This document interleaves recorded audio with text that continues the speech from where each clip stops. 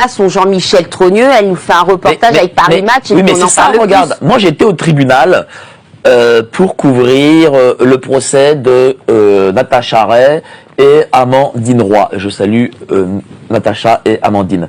Et elles auraient pu... Je veux dire, Brigitte Macron aurait pu venir au tribunal avec Jean-Michel Trogneux et tranquillou, quoi, c'était fini.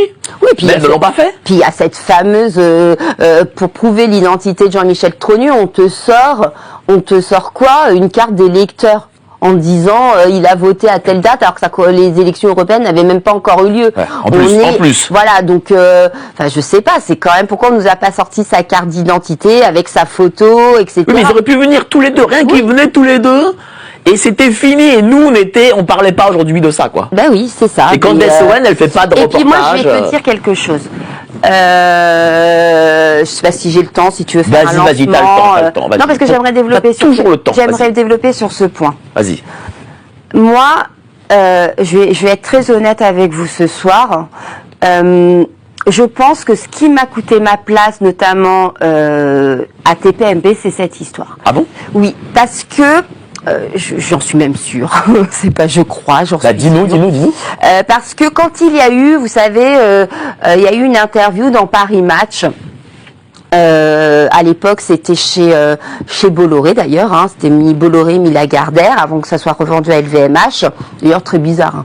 Paris Match, juste racheté par LVMH. Par Bernard Arnault. Bernard Arnault, qui est quand même dans les arcades du pouvoir, à l'Élysée, midi, matin et soir. Bon, bref. Quand il y a eu cette interview, on m'a demandé de venir en parler. Et puis la production me dit tu restes très factuel. Moi là-dessus, j'ai hors de question que je reste factuel sur une interview. C'est-à-dire la production, c'est Hanouna qui a dit ça? Non, attends. D'accord. Voilà, le rédacteur en chef me dit tu restes très factuel. Je dis, mais moi j'ai lu l'interview, elle est pourrie. Il est hors de question que je reste factuel. Et je vais te le dire honnêtement, prenez quelqu'un d'autre parce que moi il est hors de question que voilà, je vous dise Brigitte Macron, elle fait des œufs au plat à Emmanuel Macron et j'en suis très contente. Bon, et là-dessus, j'appelle Cyril et d'ailleurs je tiens à le féliciter et même à m'excuser parce que je sais que c'est à cause de gens comme moi aussi qu'il a perdu C8 et là-dessus on peut lui reprocher plein de choses mais moi en tout cas je lui serai toujours reconnaissante de ça. Je l'ai appelé, je lui dis Cyril, moi je peux pas. Il me fait mais non mais fais ton travail Myriam, voilà. Bon peut-être qu'il s'attendait pas à ce que j'aille aussi loin mais en tout cas j'y suis allée et ensuite ça a été... Qu'est-ce que tu as dit ce soir-là? Bah, déjà j'ai dit que l'interview était pourrie, etc. Et puis j'ai un peu démonté, puis j'ai quand même mis en avant que quand même Brigitte Macron était pas juste la femme du président, c'était quelqu'un qui avait un véritable pouvoir, qui avait une influence sur les décisions d'Emmanuel Macron. C'était elle aussi qui l'orientait dans le recrutement de ministres, hein, comme Monsieur Jean-Michel Blanquer et Monsieur Papendiaï qui nous ont quand même pondu le Yel pour Jean-Michel Blanquer à l'école et le wokisme pour Monsieur Papendiaï, hein, avec voilà toute l'éducation à la sexualité même chez les enfants de maternelle. Donc c'est quand même elle qui les a choisis, qui a cette influence. Donc pour moi c'est pas un rôle anodin.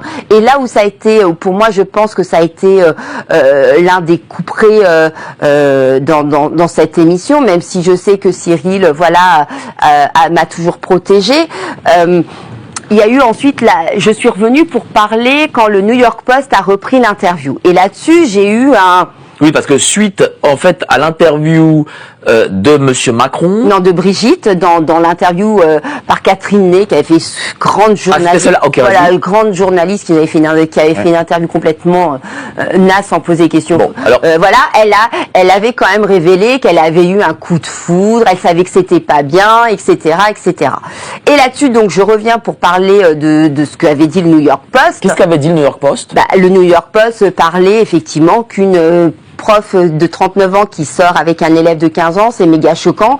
Et vous aviez en dessous tout un tas de commentaires qui s'insurgeaient, parce qu'aux États-Unis, des histoires comme ça, il y en a eu pas des milliers. Et puis vous savez, il y avait la fameuse Instit qui était sortie avec son élève. D'ailleurs, ils ont fait par la suite des enfants en prison, etc. Et donc les Américains étaient extrêmement choqués. Et j'ai eu un débat, mais complètement surréaliste, avec l'ami de Brigitte Macron, à savoir Bernard Montiel, qui m'assurait que Brigitte Macron était sortie avec Emmanuel Macron alors qu'il avait 17 ans. Donc là-dessus, on a une espèce de jeu. Il est quand même mineur. Il reste quand même mineur. Il reste quand même mineur, mais la majorité sexuelle. Oui, mais avec son prof, parce qu'il y a autorité, tu vois, c'est pas pareil. Non, mais c'est circonstances aggravantes quand vous êtes professeur, quand vous êtes tuteur, etc. C'est une circonstance aggravante pénalement.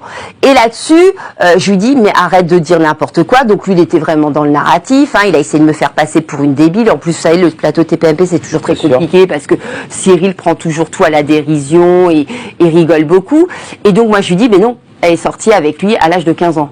Il n'y a pas photo, c'est 15 ans. D'ailleurs, si ses parents l'ont envoyé par la suite à Paris, c'était justement pour séparer, en tout cas faire en sorte que leur fils n'ait plus de contact avec cette prof, qui d'ailleurs l'a rejoint par la suite à Paris. Vous voyez, vous imaginez le truc quand même. Et donc lui insistait lourdement pour me dire c'était 17 ans et me faire passer pour une débile. Et à ce moment-là, je dis, vous savez quand même, hein, c'est quelque chose qui pénalement est condamnable. Parce que ce qu'il faut savoir, et c'est là où je pense qu'il joue contre la montre, et c'est Xavier Poussard l'a expliqué, c'est que aujourd'hui la loi a changé. Et jusqu'à la fin des 48 ans de Emmanuel Macron, puisque maintenant la prescription est de 30 ans, Brigitte Macron peut être condamné pour ces faits.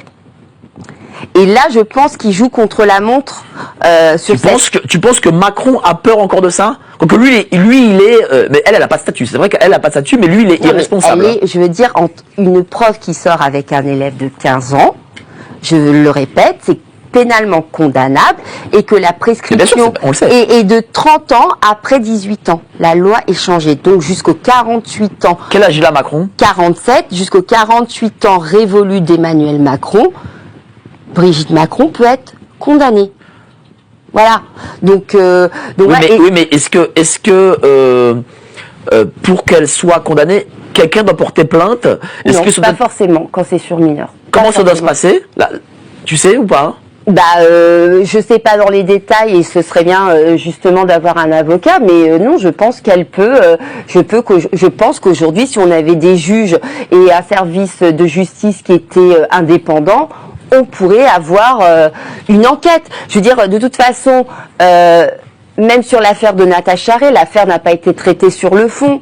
Les médias mainstream vous parlent de diffamation pour donner l'illusion que Brigitte Macron n'a pas à gagner son projet. Tu sais, j'étais à côté de la journaliste de l'AFP et on discutait un peu beaucoup et je voyais ce qu'elle écrivait et on sentait qu'elle avait un petit parti pris. Et tu sais que l'AFP, quand ils font quand ils font un petit communiqué, c'est Et moi je vais vous dire quelque chose. Alors je vais le dire, je m'en fous. Dis-le. Alors Monsieur Montiel, qui est évidemment très proche du pouvoir, il était au courant de toute ma carrière professionnelle, de mes négociations avant même que j'ai négocié, de tout ça. Et je vous donne juste un exemple. Du coup, je sais que le cabinet de Brigitte Macron a appelé Monsieur Bolloré pour que je n'intervienne plus sur TPMP. Ah bon? Oui.